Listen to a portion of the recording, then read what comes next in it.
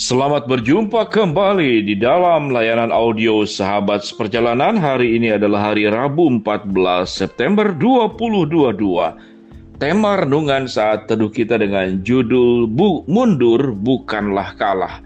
Mundur bukanlah kalah. Firman Tuhan terambil dalam Yeremia pasal yang keempat ayat yang keenam. Demikian bunyi firman Tuhan. Angkatlah panji-panji ke arah Sion, cepat-cepatlah kamu mengungsi, jangan tinggal diam, sebab aku mendatangkan malapetaka dari utara dan kehancuran yang besar. Mari kita berdoa.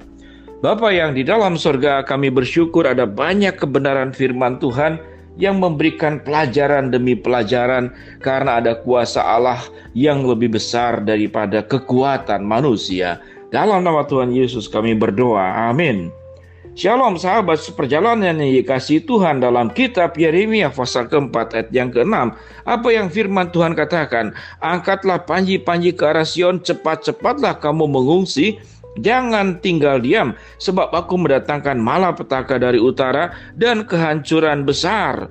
Ayat yang kelima dikatakan, beritahukanlah di Yehuda dan kabarkanlah di Yerusalem, tiupan sangkakala di dalam negeri, berserulah keras-keras, berkumpullah dan marilah kita pergi ke kota-kota yang berkubu. Sahabat seperjalanan, di dalam perjanjian lama kita menemukan bagaimana peran Tuhan yang dijelaskan secara rinci dan detail, perkataan Tuhan yang ditulis secara detail di dalam bagian perjanjian lama, bagaimana Tuhan menolong dengan suara Tuhan, dengan malaikat Tuhan melalui para nabi untuk memberitakan bimbingan-bimbingan kepada bangsa Israel, kepada umatnya, agar mereka hidup terlindungi oleh Tuhan, terjaga oleh Tuhan, dan hidup di dalam jalan kebenaran. Zaman terdahulu sahabat perjalanan kita bertemu dengan kisah peperangan demi peperangan. Dan tentunya ada banyak peristiwa bangsa Israel dikalahkan. Ada banyak peristiwa bangsa Israel memenangkan peperangan. Sahabat perjalanan yang dikasihi Tuhan, itulah kondisi yang zaman terdahulu. Bahwa peperangan adalah sesuatu yang sangat biasa terjadi. Karena manusia menggunakan kekuatan senjata, kekuatan kuasa untuk bisa menaklukkan dengan motivasi, menaklukkan, menjajah, mendapatkan lahan yang terbaik, mendapatkan keuntungan daripada perluasan wilayah yang perlu dikuasai. Sementara Allah merancang kehidupan manusia sebetulnya berbagi, bukan merampas dan menekan. Karena sifat manusia yang sudah Tuhan ajarkan tentang berbagi, bagaimana saling menopang, yang ada adalah saling berperang, yang ada adalah saling menghabisi. Dan itu adalah karakter manusia berdosa. Kebiasaan saling menghabisi, kebiasaan saling menerkam, kebiasaan saling memanfaatkan, kebiasaan kemudian mengfitnah demi keuntungan. Dan bagaimana tatkala kita hidup di zaman sekarang sama seperti bangsa Israel yang ada di zaman terdahulu, yaitu orang-orang Yehuda yang mendapatkan ancaman-ancaman peperangan. Ada kalanya Allah memberitakan mereka berperang dan Tuhan menolong untuk memenangkan peperangan tersebut. Tuhan memberkati. Namun ada kalanya, termasuk ya dalam Yeremia pasal keempat ayat yang keenam, Allah memerintahkan kita menjauh, kita mengungsi. Angkatlah panji-panji ke arah Sion, cepat-cepatlah kamu mengungsi, jangan tinggal diam di sini, sebab aku mendatangkan malapetaka dari utara dan kehancuran yang besar. Artinya ada tangan Allah yang bisa menghancurkan orang-orang yang punya niatan tidak baik, yang ingin merugikan atau merusak kehidupan setiap anak-anaknya. Itu yang firman Tuhan katakan. Sebab aku akan mendatangkan malapetaka dari utara dan kehancuran yang besar. Dan bangsa Israel, umatnya, diminta, engkau angkat panji ke arah Sion, cepat-cepatlah kamu mengungsi, jangan diam di sini. Artinya Allah memerintahkan mundur. Sahabat seperjalanan yang dikasihi Tuhan, bagaimana di dalam kehidupan kita menghadapi tekanan, menghadapi konflik, menghadapi ketidakadilan, menghadapi serangan, menghadapi ancaman. Ada kalanya Tuhan mengizinkan kita untuk menghadapinya, seperti Daud menghadapi Goliat.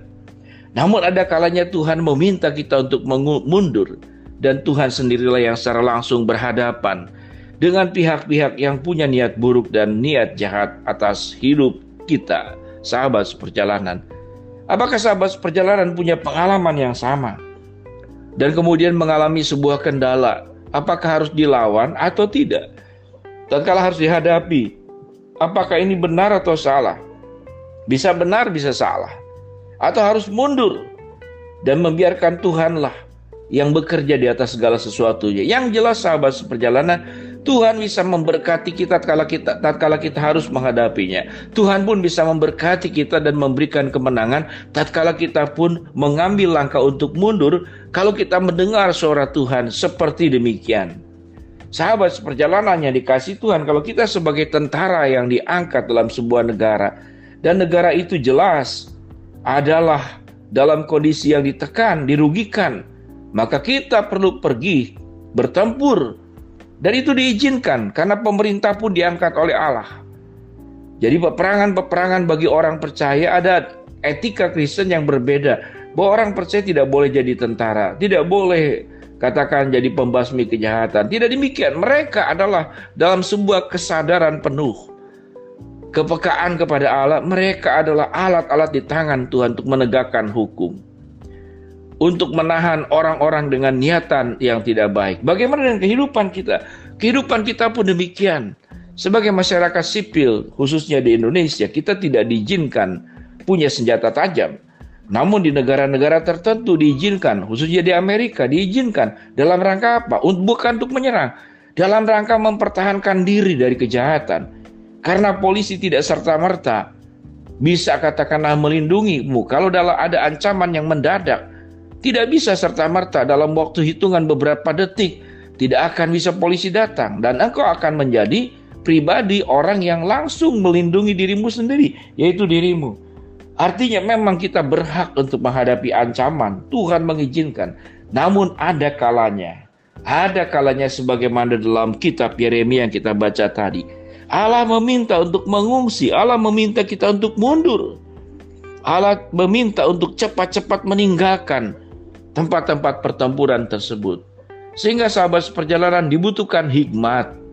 Tatkala kita menghadapi orang-orang yang punya keinginan merugikan, menyerang, ada kalanya kita perlu menghadapinya dengan cara benar. Ada kalanya kita perlu mundur dan tidak perlu melayaninya. Karena mengapa? Karena Tuhan yang menjanjikan.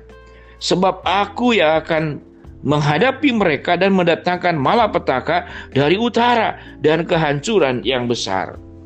Sahabat seperjalanan, tidak ada rumusan yang pasti kalau kita mendapatkan tekanan, hal yang dirugikan, ancaman, apakah kita akan menghadapi dengan keyakinan itu dalam izin Tuhan dan Tuhan akan menolong, ataukah kita akan mundur.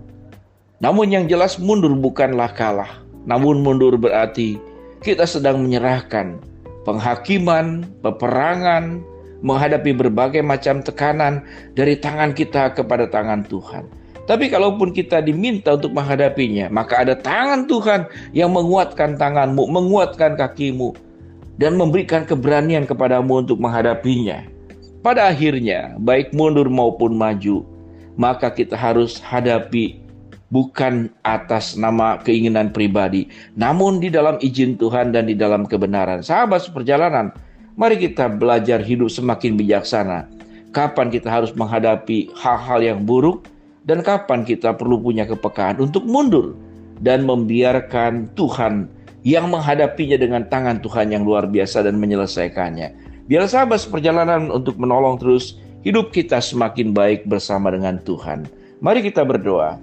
Bapa yang dalam surga, bagi yang sakit Tuhan jamah sembuhkan, bagi yang sedang menghadapi masalah, Tuhan bukakan jalan, bagi yang sedang berdoa mengharapkan sesuatu, Tuhan kabulkan dengan cara dan waktunya Tuhan. Dalam nama Tuhan Yesus kami berdoa. Amin. Shalom sahabat seperjalanan, mundur bukanlah kalah. Ada penyertaan Allah di dalam setiap kehidupan kita. Amin.